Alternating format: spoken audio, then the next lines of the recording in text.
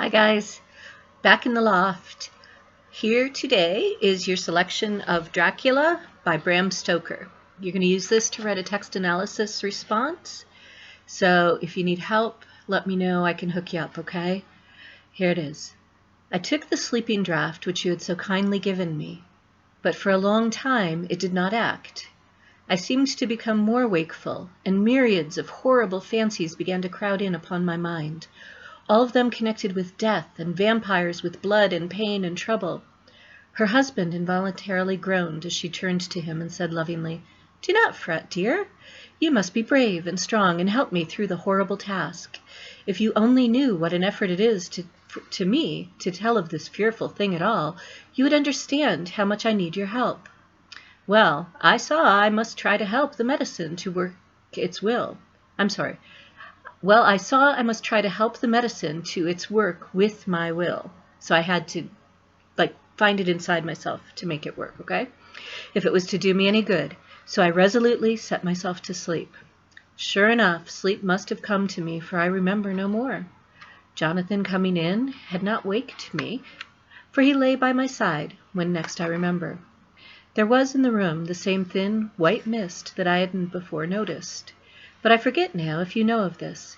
You'll find it in my diary, which I will show you later. I felt the same vague terror which had come to me before, and the same sense of some presence. I turned to wake Jonathan, but found that he slept so soundly that it seemed as if it was he who had taken the sleeping draught and not I. I tried, but I could not wake him. This caused me a great fear, and I looked around terrified. Then, indeed, my heart sank within me. Beside the bed, as if he had stepped out of the mist, or rather as if the mist had turned into his figure, for it had entirely disappeared, stood a tall, thin man, all in black. I knew him at once from the description of the others. The waxen face, the high aquiline nose on which the light fell in a thin white line, the parted red lips, with the sharp white teeth showing between, and the red eyes that I had seemed to see in the sunset on the windows of St. Mary's Church in Whitby. I knew, too, the red scar on his forehead where Jonathan had Dracula struck him. Probably Jonathan had said that Dracula struck him. For an instant, my heart stood still, and I would have screamed out, only that I was paralyzed. In the pause, he spoke in a sort of keen, cutting whisper, pointing as he spoke to Jonathan. "Silence! If you make a sound, I shall take him and dash his brains out before your very eyes." I was appalled and too bewildered to do or say anything. With a mocking smile, he placed one hand upon my shoulder and, holding me tight, bared my throat with the other, saying as he did so, "First, a little refreshment to reward my exertions. You may as well be quiet. It is not the first time or the second that your veins have appeased my thirst." I was bewildered, and strangely enough, I did not want to hinder him.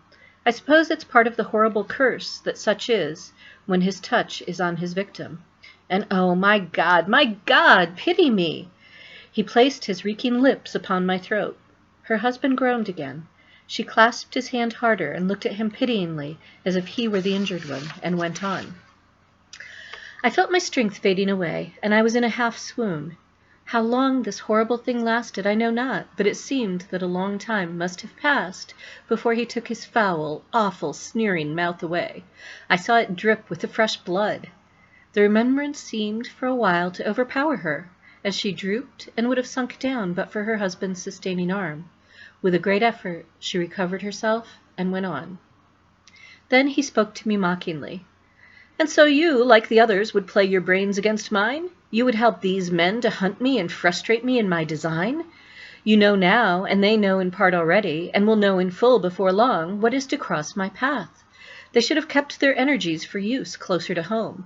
Whilst they played wits against me who commanded nations, and intrigued for them and fought for them hundreds of years before they were born.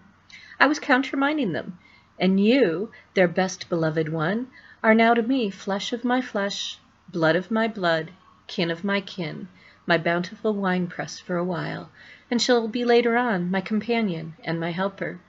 You shall be avenged in turn, for not one of them but shall minister to your needs. And as yet you are to be punished for what you have done. You have aided in thwarting me. Now you shall come to my call. When my brain says come to you, You shall cross land or sea to do my bidding, and to that end, this." With that he pulled open his shirt, and with his long, sharp nails opened a vein in his breast. When the blood began to spout out, he took my hands in one of his, holding them tight, and with the other seized my neck and pressed my mouth to the wound, so that I must either suffocate or swallow some of the— "Oh, my God, what have I done? What have I done to deserve such a fate? I, who have tried to walk in meekness and righteousness all my days. God, pity me! Look down on a poor soul in worse than mortal peril, and in mercy pity those to whom she is dear." Then she began to rub her lips as though to cleanse them from pollution. Okay, so you guys get what this is all about? This is Dracula, who comes into the bedroom. He sucks the blood from the woman's neck. Then he turns her into a vampire too.